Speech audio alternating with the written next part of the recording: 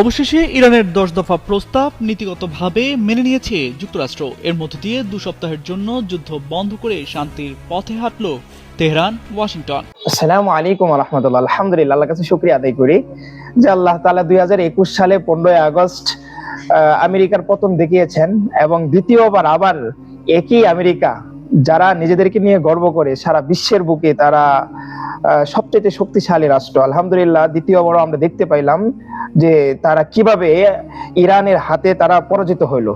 এটা আল্লাহর কাছে শুকরিয়া আদায় করি আলহামদুলিল্লাহ। এভাবে আসলে হারবে এটা কেউ কল্পনাও করতে পারে নাই। এই জন্য ইরান শিয়া আছে থাক, কিন্তু যুদ্ধের ক্ষেত্রে আমরা ইরানের পক্ষেই আমরা কথা বলতে হবে আমাদের। সেই হিসাবে আলহামদুলিল্লাহ আল্লাহর কাছে আবারও শুকরিয়া আদায় করি আলহামদুলিল্লাহ যে আমেরিকার পতন হয়েছে। তো যে 10টি শর্ত মেনে নিল আমেরিকা, আমি আপনাদের সামনে এই 10টা শর্ত তুলে ধরবো। এক হচ্ছে ইরানের 10 দফা প্রস্তাবগুলো হলো: এক, যুক্তরাষ্ট্রকে নীতিগতভাবে আক্রমণ না করার নিশ্চয়তা দেওয়ার অঙ্গীকার করতে হবে। দ্বিতীয়, হরমুজ প্রণালীর উপর ইরানের নিয়ন্ত্রণ অব্যাহত থাকতে হবে।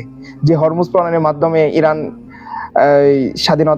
স্বাধীনতা বলতে এই আমেরিকার হাত থেকে রক্ষা পাইল, সেই হরমুজ প্রণালীর কথা বললো। 3, ইরানের ইউরেনিয়াম সমৃদ্ধকরণের অধিকার স্বীকার করতে হবে। 4, সকল প্রাথমিক নিষেধাজ্ঞা প্রত্যাহার করতে হবে। 5, সকল পরোক্ষ নিষেধাজ্ঞা প্রত্যাহার করতে হবে। 6, জাতিসংঘের নিরাপত্তা পরিষদের সব প্রস্তাব বাতিল করতে হবে। 7, আন্তর্জাতিক আণবিক সংস্থার বোর্ড অব গভর্নমেন্টস এর সব প্রস্তাব বাতিল করতে হবে। 8, ইরানের উপর চাপিয়ে দেওয়া ক্ষয়ক্ষতির জন্য পূর্ণ ক্ষতিপূরণ প্রদান করতে হবে।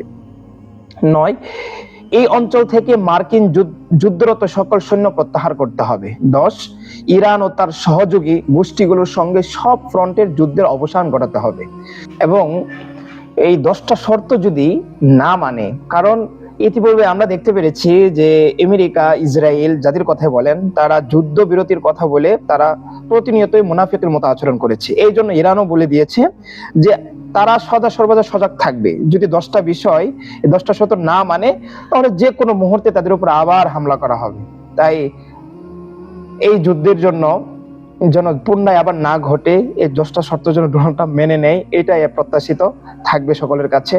এবং সবাই দোয়া করবেন যারা সারা বিশ্বের যত মানুষ আছে সবাই যেন শান্তিতে থাকতে পারে এবং অর্থনৈতিক দিকগুলো যেন মানুষের স্বাভাবিক হয়ে আসে। আল্লাহ পাক রব্বুল আলামিন আমাদেরকে ভালোভাবে বসবাস করার তৌফিক দান করুন।